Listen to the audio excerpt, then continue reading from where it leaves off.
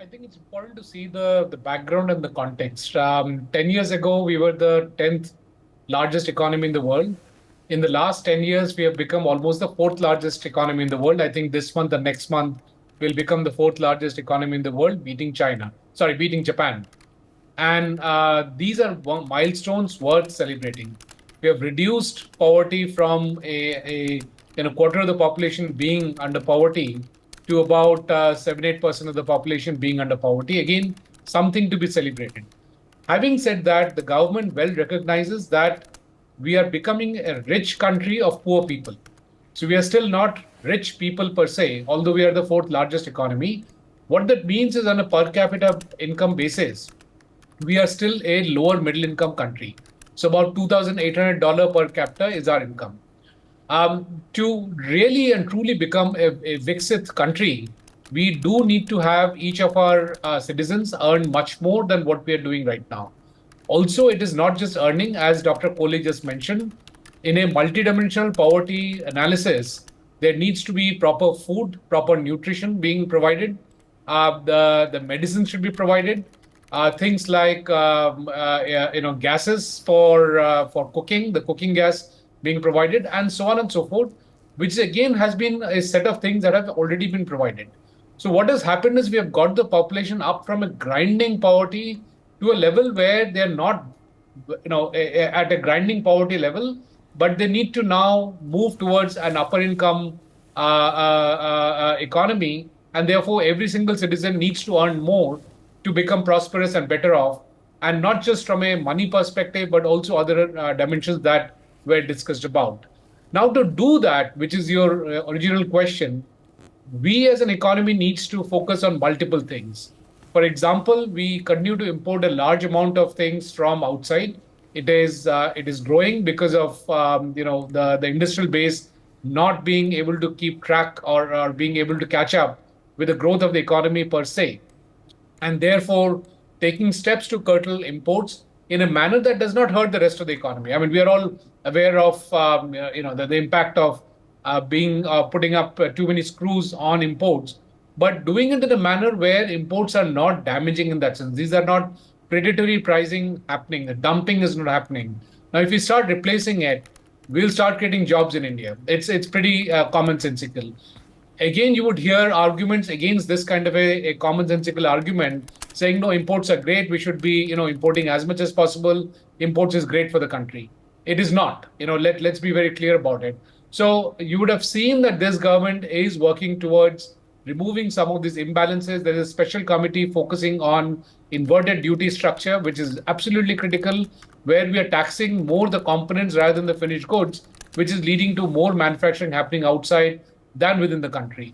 Again, the second big issue is about education. Unless we educate the next generation, they will not be productive, and therefore they will not be able to get out of this, the predicament of being poor. Okay. Also, please do keep in mind that we have got a small window in terms of the demographic dividend that we have. If we don't get rich in the next 10, 15 years, we lose the advantage that we have in terms of a larger population. We'll quickly start graying in the next 20, 25 years. So, we are one of the largest countries in the world. We are 16% of the global population. So if we keep shifting the statistics that we need to refer to, it becomes a little problematic. So if we say that where is the largest number of poor people in the world, any percentage of 1.4 billion will be a large number, right? And so we should stick to the percentage of the poor within a country, and that number is already there, which is 8%. But if you try and say that 8% of 1.4 billion, that'll be larger than the population of Singapore, Bangladesh, and some other countries combined. And that's not a relevant statistics. Maybe not Bangladesh, but Sri Lanka, Malaysia, Singapore, all combined, our poverty will be greater than their population. But these are incorrect statistics to look at. However, let's also look at the fact that at some point in time, India was contributing to 25% of the global GDP. It got reduced to less than 1% by the time the British left India, after squeezing out every penny, every drop that they could from the economy. Post that, we have gained the percentage of our contribution to the economy now in the last 10 years has reached out to about 8% of the global economy in a PPP terms, which is very, very significant. You see where it's going from less than 1% to 8%. And in the next, 4 or 5 years, we're pretty sure we'll be crossing about 15% of global GDP contribution from India.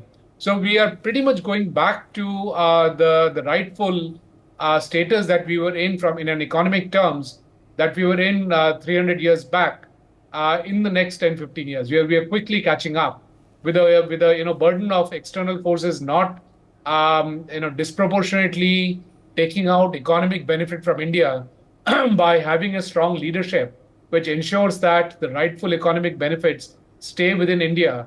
It's just a matter of time that the rest of the poor people will also not stay poor.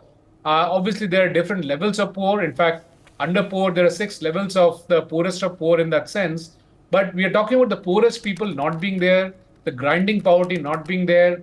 And obviously, as Captain Vikram Batra had mentioned before he went for his last assault in the Kargil war, dil mange more. We need to make our people more prosperous, richer, and have access to all the facilities that the human society can provide them, while keeping issues such as environmental damage and so on under consideration. We need to be in that path very, very quickly. And all the statistics that we see is confirming that we are strongly in that path. We do Okay. need more reforms. We do need more policies pushing us towards that direction.